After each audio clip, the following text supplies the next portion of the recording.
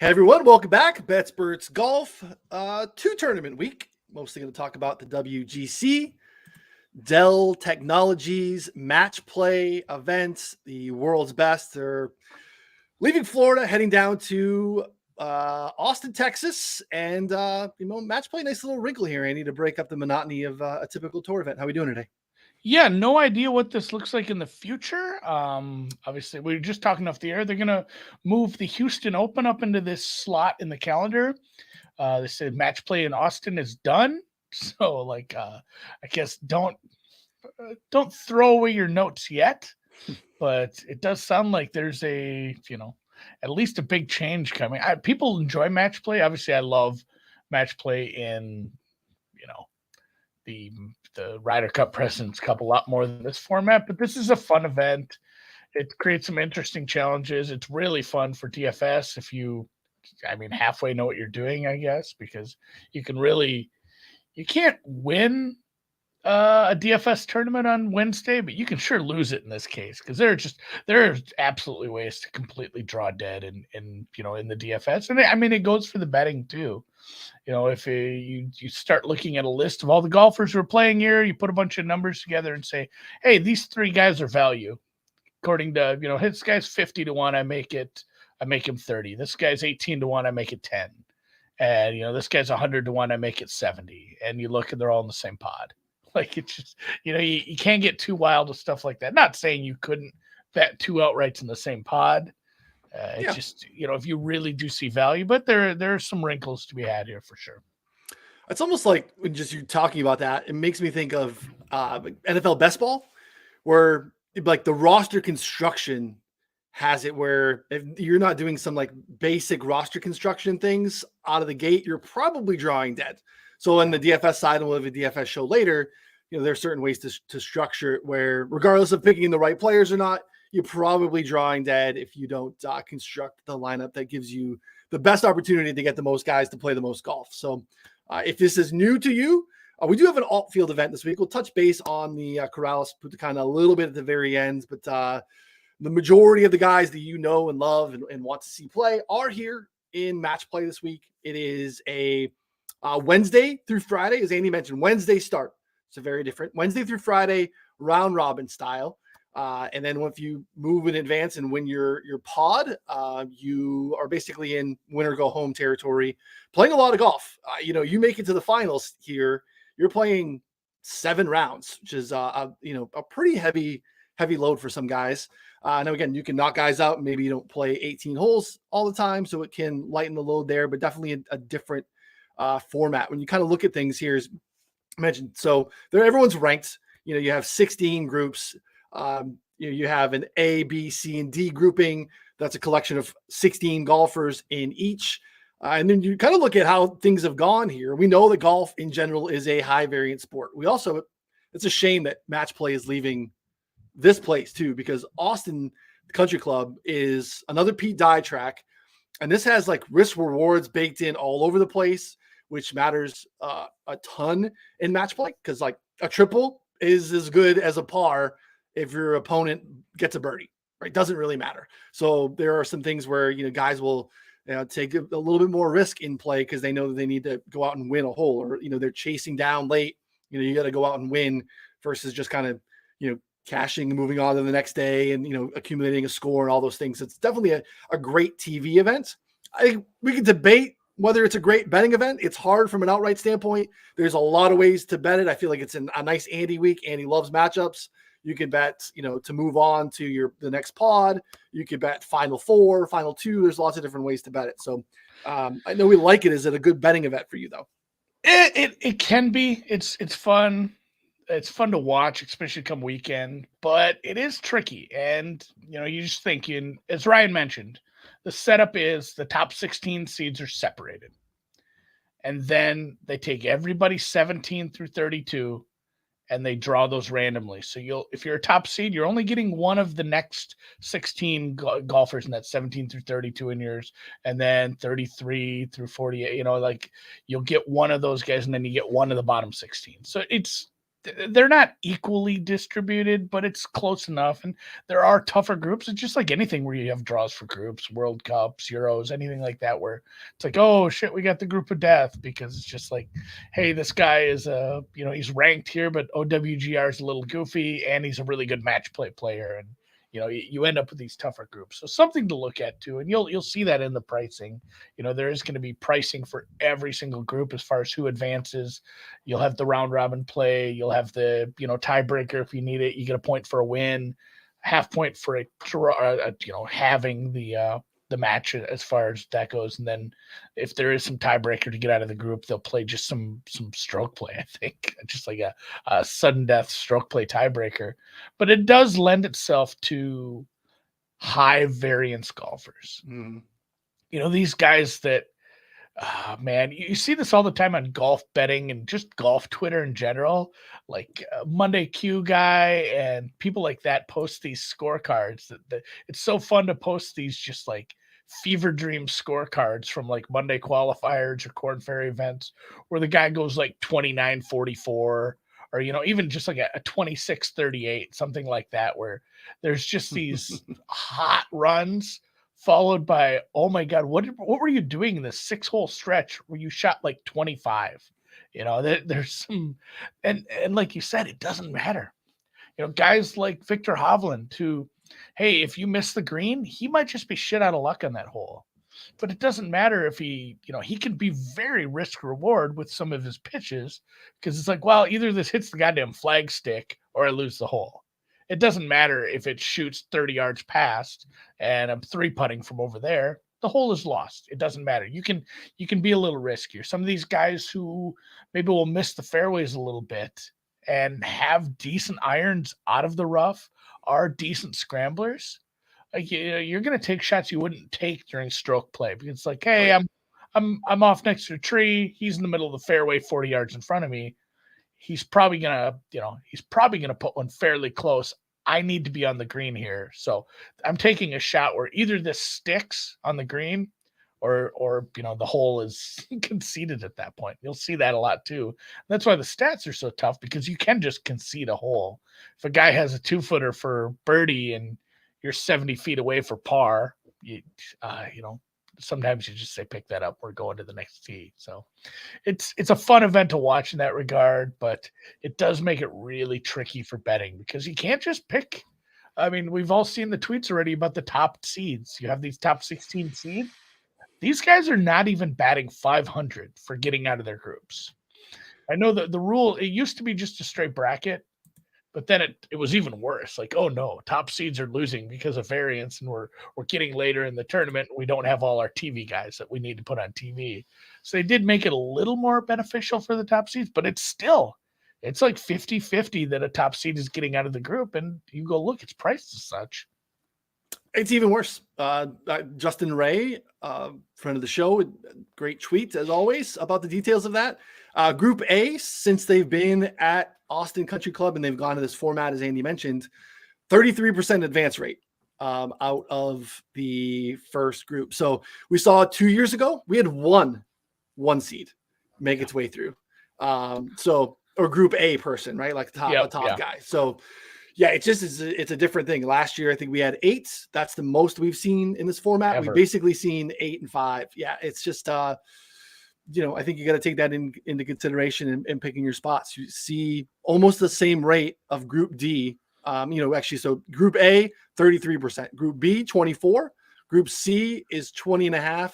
Group D, 22.3%. So like, that's happening almost as frequently as the Group A guys. So it definitely is a unique betting event, and it's very easy to just kind of look on paper and go, well, yeah, this guy, especially the top guys that are very clearly part of Group A and feeling like they should advance, but it doesn't happen all that way. And again, like Andy mentioned, we don't have any strokes gain data here. We don't have ShotLink at this place. It's a Pete Dye. So Pete Dyes typically bring everyone in. When you look at the leaderboards, past leaderboards and past champions here, you see an insane variation in skill sets.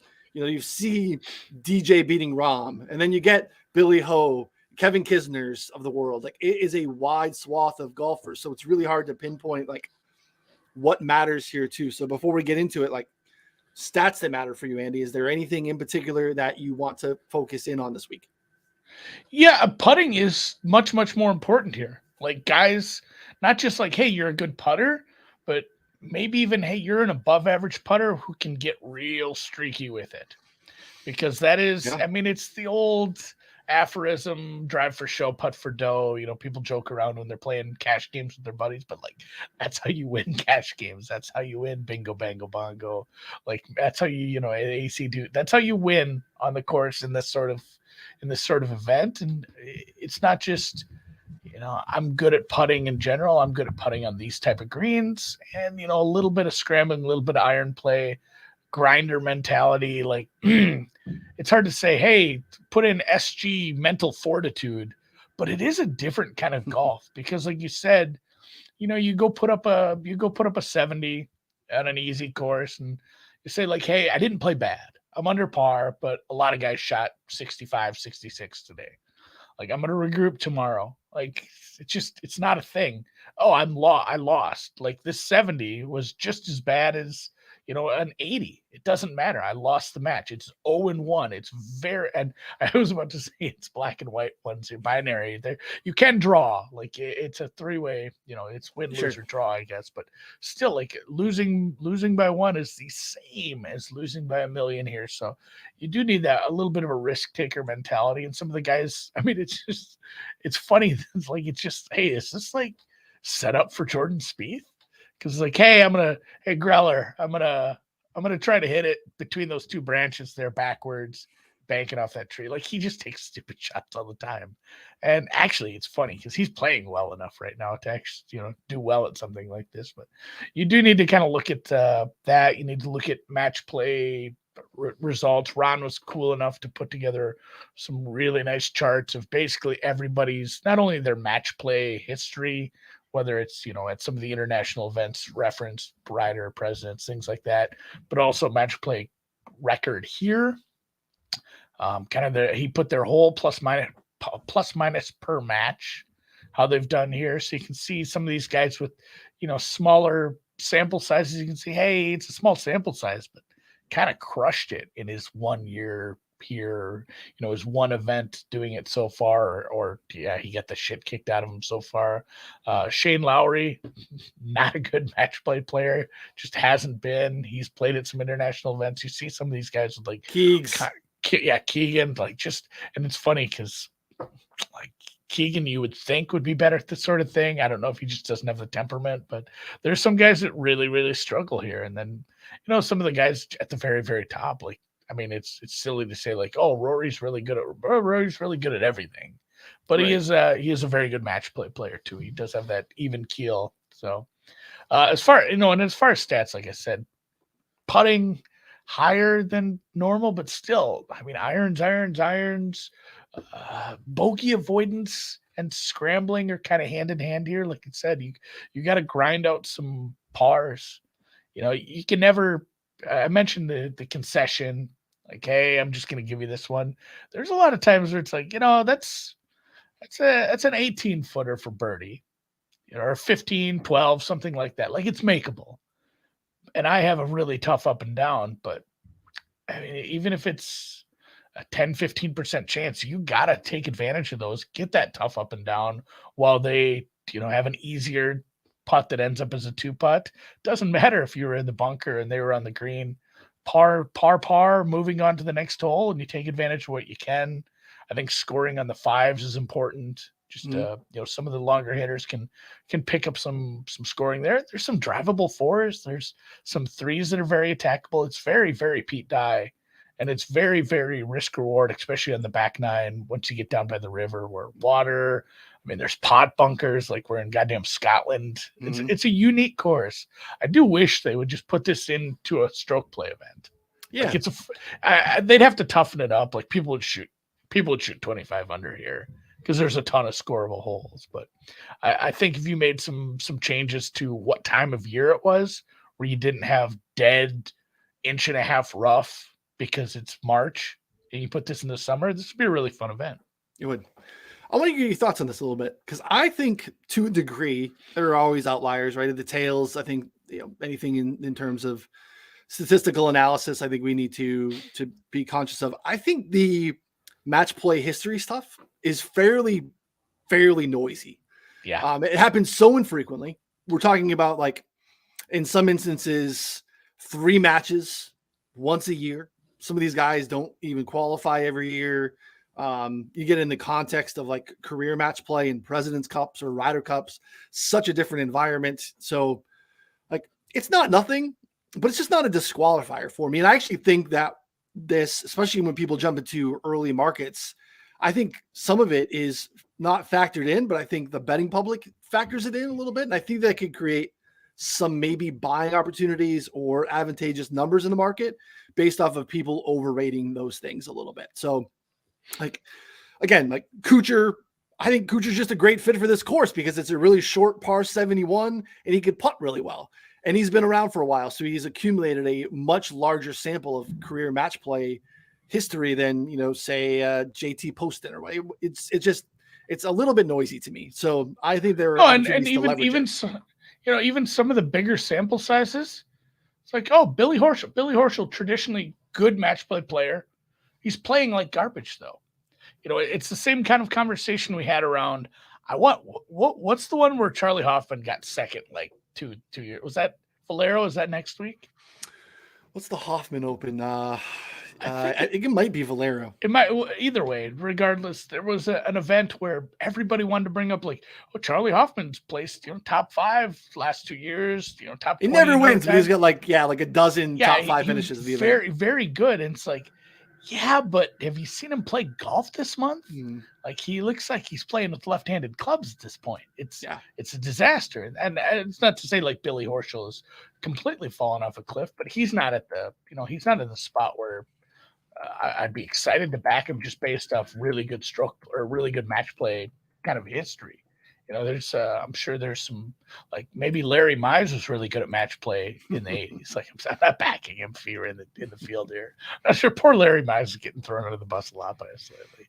We'll see him in a couple weeks, but no, there is some noise. It's just, one more thing to take into account. And there's a ton of guys, as you see from Ron's charts, where it's like, hey, Tom Kim played one true match play.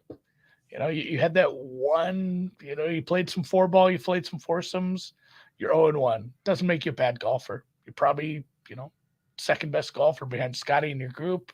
Scotty maybe doesn't have the toughest group, although Noren has played well in match play, has played well here too, and he's going to be a little bigger number. It just maybe the form, obviously the form next to Scotty isn't, nobody's form is going to look good next to Mr. Scheffler's at this point. So how do you approach betting this though? Do you just start at the outrights and then look at groups, or you start looking at guys? It's like, all right, I think this guy can get out of his group. Therefore, I think it's value on the outright market. Therefore, I should look at some of these group prices as well. Or like, it's a weird journey getting to actually clicking here. It's a lighter week for me. My notes from the last couple of years say don't bet this event. And I can't abide by that, but it is definitely a lighter event. I took the second approach, right? I waited for the brackets to come out. I thought there were some pretty good numbers, blind pre-release on some guys. And I did not take advantage of those because I just think that the groups really do matter. So I waited. I thought, looking for opportunities, guys that maybe fit the skill set that you're talking about. I do think putting matters a lot more here this week than other weeks. You got guys that can get white hot with the putter. I tend to advance at higher rates because you need birdies. You got to score here. So I waited at guys that I thought had a chance to maybe advance with a weaker group. Maybe a weaker chance of running into Scotty, who I think we do have to kind of consider, even in a separate tier a little bit, based off of his current form, how he's played here. The Texas kid, really nice match play record too, as I talk out of both sides of my mouth. But like avoiding Scotty, I think was important too. So I wanted to wait as long as I could. So that's kind of how I approached the 2 outrights that I've taken so far. But I do like a couple of groups, and I want to talk about those today as well. How about you? Have you jumped into any outrights? Yeah, I mean, I just avoiding a golfer all the way to the finals is tough for sure, because you better run into big dogs. Yes, right. You can always hope, like we mentioned, so many of these big big name golfers are going to lose early. So many top seeds are going to lose early. You can always luck out. It's, you can quantify that. You can look at your chances of, hey, I might not have to play Scotty. Obviously, the chances of not having to play Scotty are a lot higher if you're on the opposite side of the bracket. Like, that's as high as it's going to get since you could only meet him in the finals. But there is kind of an art and a science to some of this, and sometimes it does just come down to the numbers and like who's playing well. Like I took out a lot of the, I think for me, current form will trump match play records or just anything like that. Even, that's the problem with these match play records. It's like you have guys who have a really good match play record, like even Scotty Scheffler in a smaller sample, but Rory, Rahm, Horschel, I mean, even Xander has a decent record. Like the guys with decent match play records are good golfers.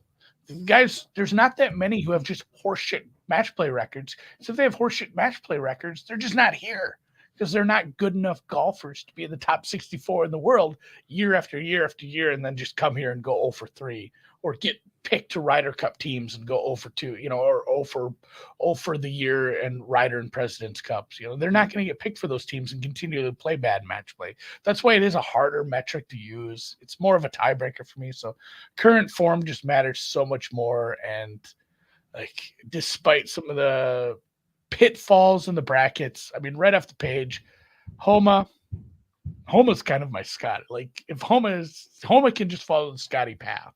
Like he's good enough to just win events no matter what the format is. He could do just what we saw here with Scheffler, where he's just going to win another event. He's live to win any of the majors. He's live to win any event he's in. He's a 12-1 golfer in a big field. Like that's just where Max Homa's going to end up by the end of the year here. Already pretty close to that. Hatton, based on form and what we saw last week, I bet against him a month ago with Shane Lowry. I've never lost a matchup by so many strokes. Lowry was disastrous in his first start after a new caddy, and Hatton, I think, took a top 5. I think at the cut, they were like 17 strokes apart or something hilarious. And then Jason Day is just another form play for me. And him being a little longer is, man, I'm probably going to play you to win your group as well. Like there's some decent group matchups or just group prices. I think if you do like anybody who's second or third favorite in their group to actually win it all, there's a good argument to be made for take half your money and bet them win outright, half your money to bet them to win the group. Because, at that point you could be you're not going to be getting even money on these, second and third favorites or even a favorite. You're going to get plus money on damn near everything. So at that point you have a guy that's moved on and you're free rolling. Yeah. If you take 2 or 3 of these and you get a guy that advances at 2-1, he pays for the other 2. You're not free rolling on the outright, but you're free rolling on what you've spent so far. So are we applying the system? No, I should just bet all the 12 seeds. It's more confusing with who's a what seed. Like they should just do it like they do March Madness. Just get rid of the pod play. I know it makes more golf, and more golf is always better, but it should just be 1 versus 16. Like, hey, you whoever you are, I'm trying to think is like. Guess well, what? in this instance, it'd be Scotty and Cam Davis. Yeah. Yeah. Adrian Maronk, you're Princeton this year. So it would be fun because of the time of year and, how engrossed we all are with the brackets. So, yeah. Well, we ended up having that back in the day, right? We had, I think, Tiger and poor Stephen Ames. I think it was 9 and 8. Like he knocked him out on the 10th hole. He literally won every hole. As soon as you can end a match play match, Tiger knocked out the names back in the day. So I don't want to bury the lead before we jump in, and we'll start to share some of our picks here. Do want to share some exciting stuff that we've been talking about for a little bit. We have launched our beta version of our custom stats tool. There are other things out there in the market that you're familiar with. We are trying our best to give you even more customization, new filters that you are not familiar with on other sites, course region, course type, event type, every green service that you could find. Also unique stats as well, like total driving distance from the edge of the fairway. And we got a ton around the green proximity, scrambling from the rough, Putts made over 20 feet, just a lot, like dozens and dozens of stats that you do not have access to at other spots with these customized stat tools. Again, we're still in the beta mode. We are, trying to add new features and tinker with it there on the site. The one thing that's unique is those other sites don't have content as well. They don't have access to a Discord with picks, and our annual subscription or even our monthly subscription, $19.99 right now for a month sub to BetSports Golf is going to take you through the end of the Masters, get you everything for this week and more, get you access to this tool, let you build custom models. Very, very user-friendly, easy to use, filtering options. Very excited about it. So again, head over to the plans page on BetSports Golf. Check it out. Again, a little bit of grace and feedback we would love because we want to tinker with it. We've tinkered with it a ton, but obviously we're going to miss some stuff and continue to make some adjustments here over the coming months. Yeah, it sucks that this week isn't the greatest week to like roll something like this together because it's not your standard event, but it is. As you can see, I put it on screen here, and yeah, if you do even just a weekly, like whatever you want to do, this is behind the paywall though. This is pay to play if you want to check this out. But if you're already a member, please go check this out. It's just, you see it, it's under the tools menu. I need a better name for it. If you have a cool name also, I'll take that. But just customizable golf stat database is the long name that the dev team gave it. And it is similar to some of the other things where you can create a custom model. If you see, once I filter by conditions here, you can see it pops up a bunch of different things where I can choose, the par, the course length, event type. I can filter by I only want to see first rounds. I want a rough length, scoring conditions, which we've, taken and set different buckets for: green speed, surface, firmness, size, the architect, which part of the season it was. You can change all this, apply those. It'll give you a much more detailed split. And obviously, you can change it by which region the course is in, what type of course. You can pick specific courses or multiple courses, and obviously different time frames. And then not only create a custom model, but if you do this sort of thing regularly, and you're saying every week I go and create a custom model that I call, like in my case, I make one for form, where I take, hey, how did these players play over the last 100 rounds? Now, how did they play over the last 50, 24, and 12? Then I give them specific weights and I put them all together. And every week I make that, I make that exact same thing. In this case, what we have is, if you do something like that, you can save it. You can save it to your saved rankings. You can see that right there on the right-hand side, about halfway up. You save it, it'll just automatically update with the newest data from the next week as you go. And you'll have those saved, form, irons play, whatever you want to do for specific stuff like that. And then, we haven't quite got into this yet, but it is live. You can see that in the blue there, expert rankings. We have Ron, myself, Noonan. We're going to build some of our, hey, this is our base model for this week. This is what we think matters, because you see this in so many articles. And I mean, Ron, I'm not to throw other people under the bus. Ron's article is the exact same thing. It says, hey, here are the 10 stats I think that matter the most this week in this order. We're going to be able to take all those stats, or some of them, the most important ones, put it into a custom model, and then save it. And then you can just go look at it. You can go play with it. So under expert rankings, every Monday, once we get the new stats and data updated for the week, Ron and myself and Noonan, we're going to put in, here's our custom models for the week, how we think things are going to hash out, and you can go check that out. So I think that's the coolest part about this. And again, if you are a sub, if you are thinking about doing that, do give this a check. Hit us up in the Discord, tag us, let us know if any changes you'd like to see. But it's going to be fun going forward. We'll roll it out a little more for Valero once we actually have a normal event here. Look at this, we still have Copperhead in the background. Copperhead, putting that in the rear view. I got the shit kicked out of me there. Wasn't a terribly fun weekend for betting for me. Yeah, and thanks for sharing that too. That's again, the unique thing too is you also get the content piece. So you want to read my betting article. You want to read all of Ron's stuff. I know, if you follow PGA Splits 101 on Twitter, you get basically little sprinkles here and there. You want to see Ron's full access to all of his stuff. I still think, again, I've said this multiple times, I think his round by round stuff is as good as anything out there in the space. That's all out there too for subscribers. And again, $19.99 for a month just to try it out. Check it out. definitely think it is going to be worth your time to do so. And then, like I said, poke holes in it. If you get any feedback, you run into something, let us know. We are still very much in the beta mode and trying to make sure that it's the best thing out there in the space. So yeah, I think it's going to take all year to like truly get it to where I'm happy with it. So for sure, poke holes, let us know, tag us, jump in the Discord, even if even if you are already a member, to take a look at that. And I think with that, should we look at some brackets? Let's look at some brackets. All right. Start with the first section here. And you know what I'm going to do next year? I'm going to make Dan put the odds on these. Yeah. Well, because we do have odds for each of these groups as well. And I mean, I can just talk about them as we go, but you see right off the bat, you have the Dell Play or the WGC Dell Play. Is Dell even a thing anymore? That used to be like a really famous commercial, man. Like, hey, dude, you got a Dell. Showing my age, but yeah. Scotty Scheffler, as you can see, like Tom Kim, he did actually draw a tough one. 17th was the toughest second seed B group guy you could draw. Yep. Although, maybe a little bit of blessing there is Tom Kim has very little match play experience at the highest level. So maybe not the worst thing, although Noren and Riley aren't bad. So Scheffler in this spot is minus 125. That's that might be the biggest favorite as far as to win a group. I don't know if that's actually like fair.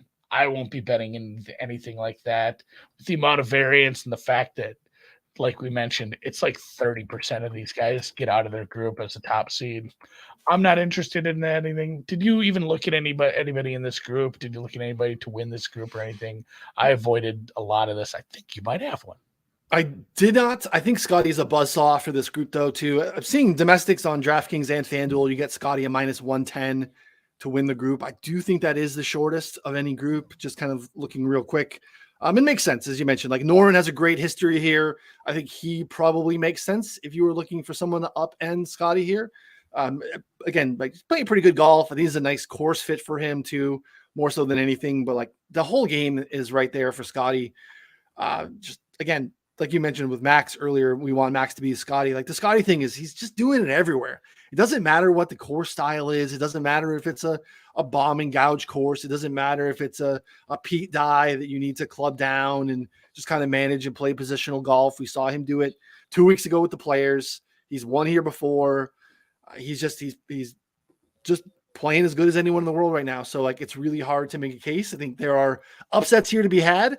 I don't think betting against Scotty is the right thing, especially in this group. And there's just not anyone in there. When you mentioned the Tom Kim thing, like, yeah, he's the highest 2 seed essentially, or Group B player. Just not playing particularly sharp right now. Not enough to upend Scotty. No, there's nobody. Noren maybe, but the price wasn't quite big enough. Yeah. If I'm betting anybody in this, even this section of the bracket, and I suppose we can't spend forever on every little pod like that because there's seriously 15 more. But 3 hour show. Like I mentioned, I did mention I bet Jason Day just being 30-1 in a spot where I think Morikawa's. I like him. I love him. I don't like his price. I think he's a little overpriced. Victor Perez, hit and miss. Not a ton of match play experience within this group altogether, I think was the case as well. So like Jason Day, clearly the most match play experience. Like I said, I'm not using that as a purely bettable angle, but combined with the fact that his form has taken a sharp hockey stick shaped upturn, I'm more than happy to back him at 30-1. I did back him to win the group as well. You can get pert near 2-1 there. The only other guys I looked at all were maybe Hovland, like I mentioned. It's just it's a spot where maybe his around the green stuff doesn't quite matter as much. He's played here a little bit, middling record, but it's a tough group because basically those 4 guys, their form is not that different from top to bottom. There isn't a big gap. Like if you look at Scotty to like Noren or Davis Riley, big gap, current form. Yeah. Obviously, but like Hovland all the way down to Kuchar, not a big gap. That's a tough group. I think, basically anybody the 4 could take. If you want to bet that group, just take the longest shot, I guess. Get weird with it.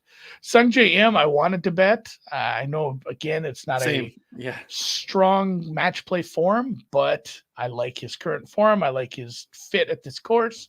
I can't do it with possibly Scotty, like the kind of path where it's like, even if you don't play Mr. Scheffler, if you get past him or don't have to play him at all, you might end up with Jason Day. You can end up with Kuchar. You can end up with Siwoo. This is a pretty tough chunk of the bracket. So I basically looked. I said I'd need a decent sized number on Day. I got 30, so I did end up taking it. Not super excited to be attacking this bracket, but I did.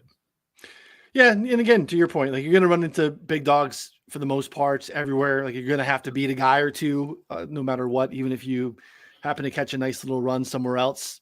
So Jason Day would have to hold off basically Scotty until the end of this quadrant, which is, ideal. I was with you on Sanjay, like pre-tournament. Again, this is why I waited, because I probably would have bet Sanjay. I like the form. I do think the fit here is good for what he does. And, you get Sanjay in a I don't know, I think a winnable little group there, but tough spot for him to basically have Scotty waiting for him in round 2 if you were to advance. So yeah, that's I get why you want to fire at bad numbers pre-release, but I just think it was probably a sharp thing to do, because I really kind of hate my Sanjay ticket now if I had it. Yeah, no, it's just like betting tennis future pre-draw, or a college basketball future at any time during the year. Yeah. I can't imagine how many times it's happened to me where I've had 2 or 3 college basketball futures.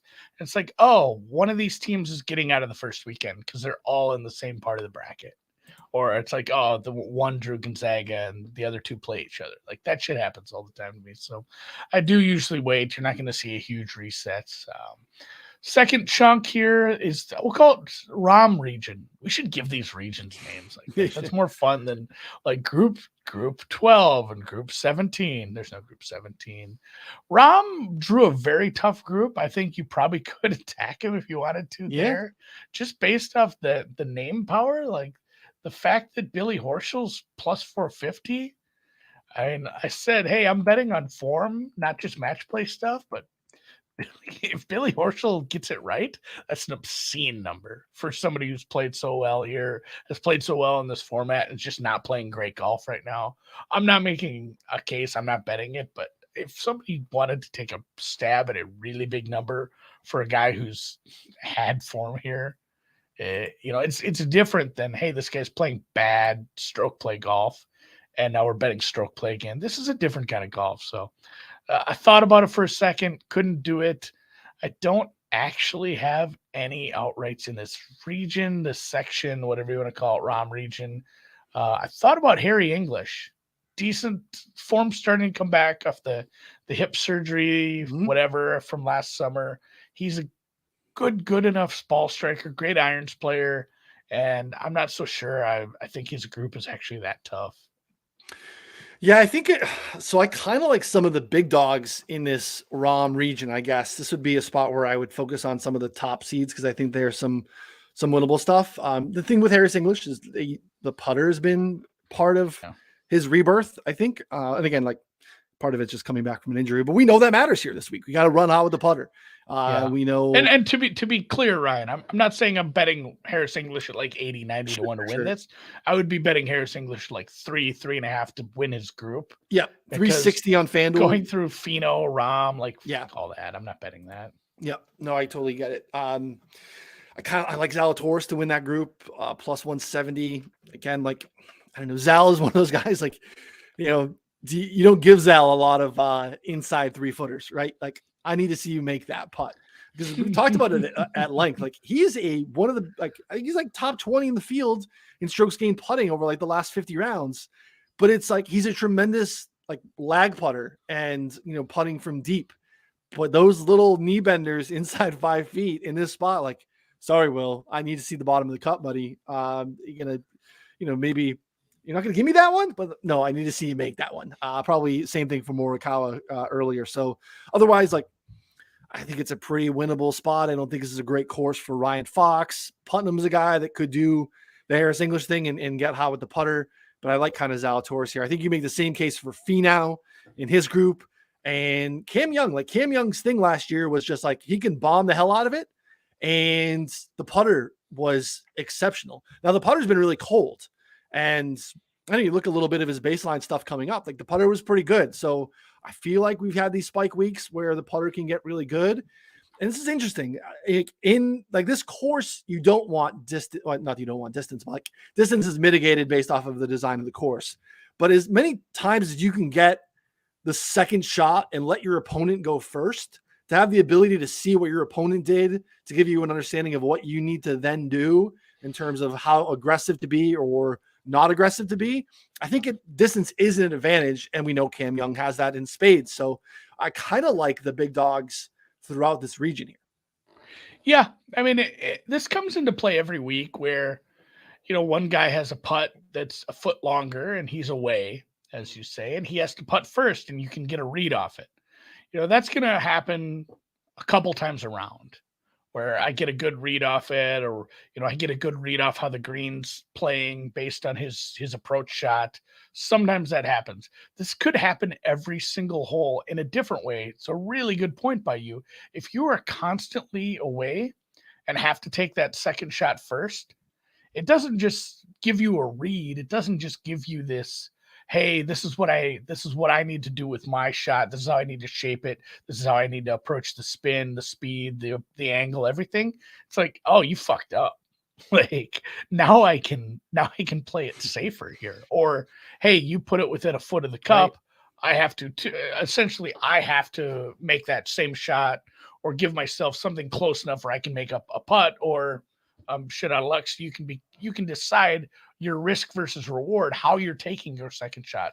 And like you said, the bomb and gouge approach doesn't work here, but the guys who will be longer off the tee, and even in some of the shots where you do need to club down because of the hole shape, or the shape of the setup of the course, you are going to have that little bit of advantage. So it's really unique for some of the guys like that. I like Finau too. The price is a little short, but man, that's a rough group, especially how Tony's playing. Like there's a case to be made for betting him at like plus 130, plus 140 in that group.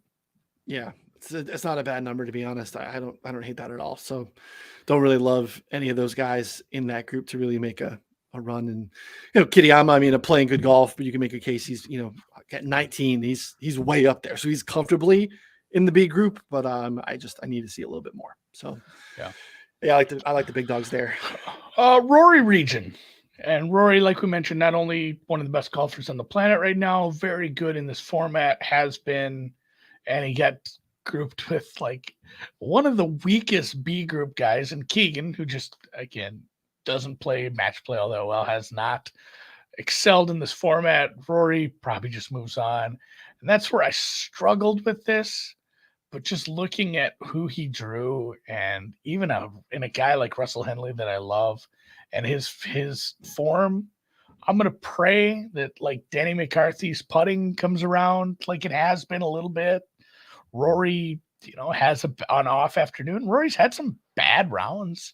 He's still one of the best golfers in the world, top 3 with a bullet, but he's had some bad rounds of late, and all it takes is one bad round, and all of a sudden everybody's 1-1, and you have a lot of pressure. Just like we see, I'll keep making the analogs back to March Madness. When FDU is up by 1 late, they're not feeling any pressure. They're a 16 seed. All the pressure's on you, and that's how it is with these top seeds, these top golfers.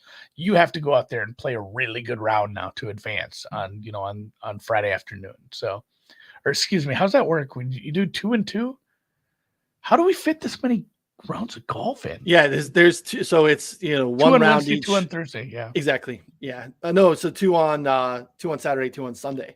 2 on Saturday, 2 on Sunday. That's what it is. I was going to say how we get so many damn rounds of golf in. That's why this is a 5-day event. But also, don't forget it's a 5-day event. It starts on Wednesday. If you're doing DFS, if you're doing Rainmakers, anything like that, if you want to get your bets in early. I kind of like Denny. I think Denny's live plus 380. I know. I thought about it. I wanted like 450. I thought we'd see a bigger number on Denny, just based on the star power, the name power that is Rory. But like 335 wasn't big enough. And I think some of that comes down to that just like Keegan and Scott aren't huge threats. I took Hatton off form. I said I'm not going to get stupid with worrying about who they might play in the next round. If I like a guy and his number's there, I'm going to take it. Mhm. I think maybe you're getting a little bit of a discount because of the fact that Rory's right there, and it's a tough group of Xander as well. I have no idea what to make of that bottom group. I might just bet Min Woo Lee, to tell you the truth. Yeah, Min Woo could. Fitzpatrick's working his way back into form, but still not quite right. So the bottom half of that bracket could honestly be like Hoagie, Min Woo. I don't know. It's very tough. And Hoagie did play well here last year. He was, I think he got into the final 8. Dude, Hoagie is coming off of, obviously we know he set the course record at Sawgrass. Can get, it's not his forte typically. We know he's just so locked in tee to green typically, especially with his approach game. But the putter, you can have those spike putting weeks. Like, he's my shortest outright. I mean, I've only made 2. I got Hoagie at 70. I really like the draw. I think that, I think Wise is a little bit lost right now. Sorry, Aaron. I just don't think it's there. Cam Davis put together a nice round, a weekend, I guess, at Sawgrass, but he's been off. He's the lowest seed in this event. Xander's just a guy that will, I don't know, he can go out and win any events. I think Xander winning a non-traditional event is typically bode well for his career, but I don't know. I like Hoagie. I like the number. What is he to win the group? 240? 250-ish, somewhere in there. So I took him at 70 to win the whole thing, partially because I think he has a nice shot, as you mentioned, the bottom group. Fitzy's trying to figure it out right now. Sahith, I never know what to do with Sahith. I think there's an immense amount of talent there. It just, statistically, he never pops for me because he's so maybe he's a great match play guy because he can just get really hot and play really well, but I never know why, or if it's a good course, or it feels like there's nothing sticky to his skill set in his game right now. So Min Woo makes some sense too. So since that group 11 is so wide open, I kind of like Hoagie having a shot to advance, not just past group 6, but past the group 11 winner as well. And then whatever happens at the top, you get Rory or Denny or Hatton, or who knows what happens in that group too. So I like the Hoagie play. Yeah, and I did too. I just couldn't do it with Hatton already in that region. Yeah, makes sense. But I found some Hoagie plus 265 to win his group. So I'm going to play a little of that. I like that bet. I'll have a couple. I'm going to play Day at plus 185. I'm going to play Hoagie at plus 265 to win their group so far. Maybe some long shots. I'm still just looking at that Denny number. But for me, just Hatton out of this region, Hatton at 22, somewhere in there. Hatton was 22. That's the best number I've found so far. Let me look. Yeah, 20 at Chris. So I think 22 at Bet Online is the best number I've found so far. I'm going to bet into that. I'm going to bet into Hoagie to win his group, and we'll look at the 4th section, the Pampered Fuck region. And actually, I kind of want to just call it the Homer region. He deserves to be the top seed of Cantley in my mind. And I did bet him. As much as I talked about Spieth, how this being a setup for him, Spieth is high variance. And with high variance comes, losing to Taylor Montgomery in a head-to-head. And I really love Homa's section. I like this region. It's the weakest region, I guess, as far as top seeds. This is your 4-5. I know what would be waiting possibly in the semifinals, but Homa at the number he's at was enticing to me. So that's another right around 20-1 that you can get. Never going to get me to poke holes in the Max Homa bet. I think it's a great play. No. Love it. it's the Cantley thing. He just got such an easy draw. I feel he like did. Hasn't been a guy who's played a ton of match play. His form is great. He's playing really well. His form's really great, and his region just sucks. Yeah. You get KH Lee, who's maybe never played match play. I have to check. I don't think Nick Taylor has really any at the highest level.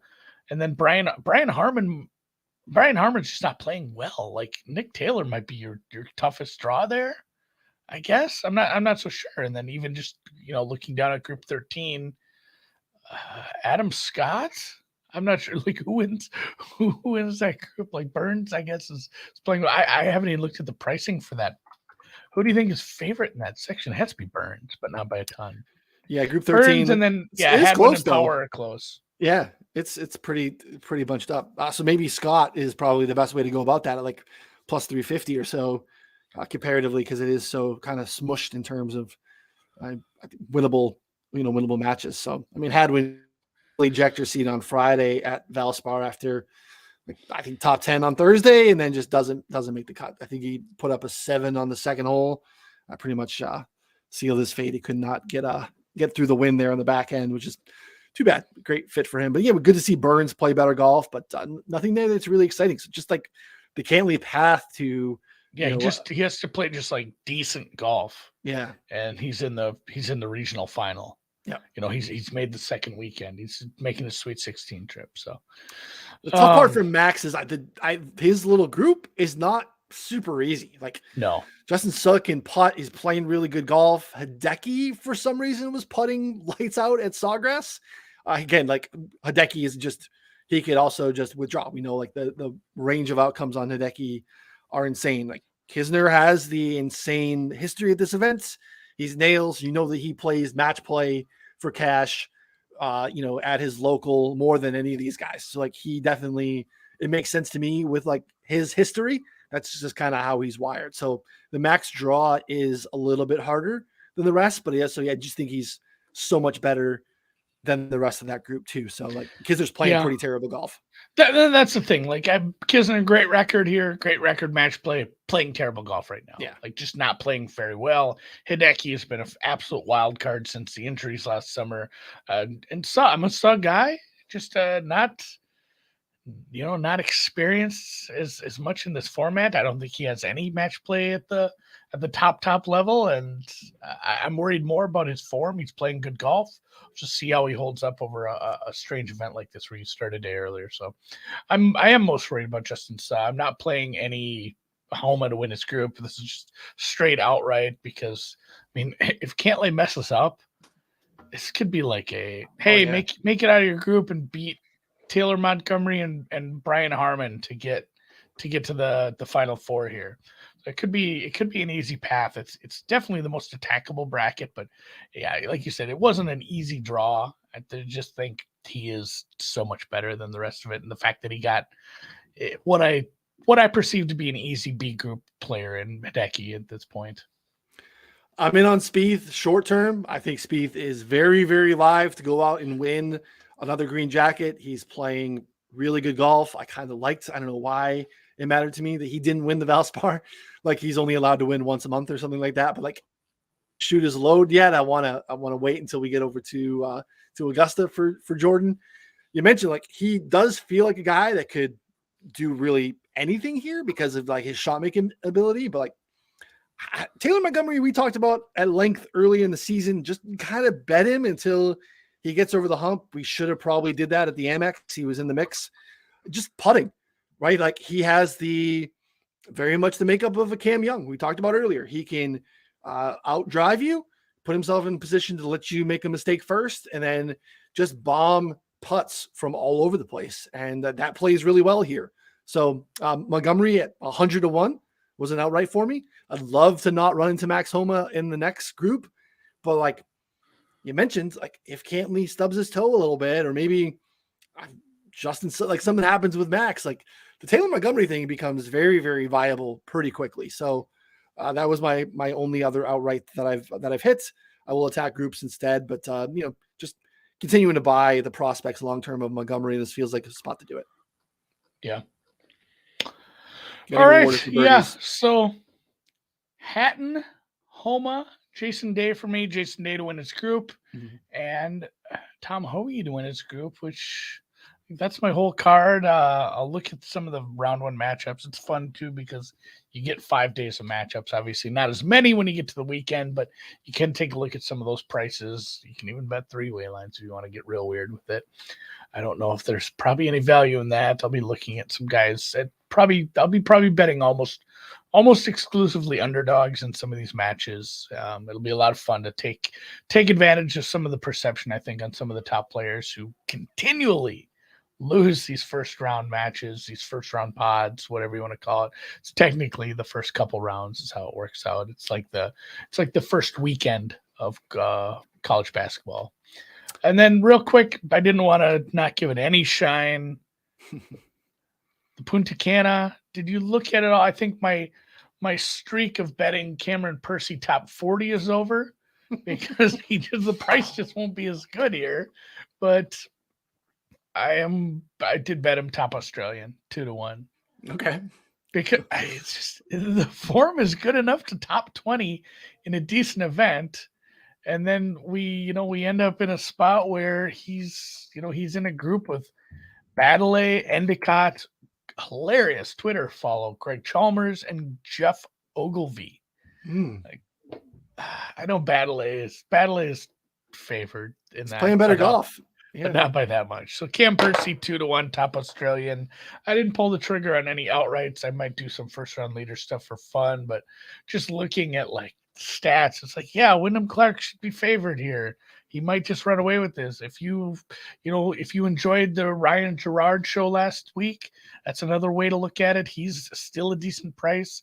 Ashke is in the field now. He's probably still somewhere that's, halfway bettable. I'm trying to see where his price is down to. If you're an Ashke guy, it's down to like 18. That's probably a bit rich for my blood. It's more of a resort course, tropical kind of setting. We're down in the DR. Dietrich, Baddeley, Dahmen, Matt Wallace, and maybe his caddy follows. I'm not so sure about that. Emiliano Grillo is here. I'm not sure if that's a price I want either, as far as some of his form numbers, especially putting. So not a lot of strong takes outside of just I love betting Cameron Percy because he's like a 60-year-old Australian. Someone just grinds out good rounds still, and he has good metrics. But I don't know. Did you look at these prices at all? I took Bhatia at 50. Okay. When it first opens. So I like Wyndham Clark. It's just like it's 10-1 or 9-1 now at this point. So it's just in another spot. Like we're looking at a coastal course that has a wide variety of players that have won and done well here in the past. So no shot link data. So it's really hard to get like the stats from the course and really dial into what matters here. So like we've seen absolute bombers. So like I get why someone would want to back Wyndham Clark. One of the Højgaard twins is here. We have Pendrith near the top of the board. I like how actually he's playing. Like approach game is really good.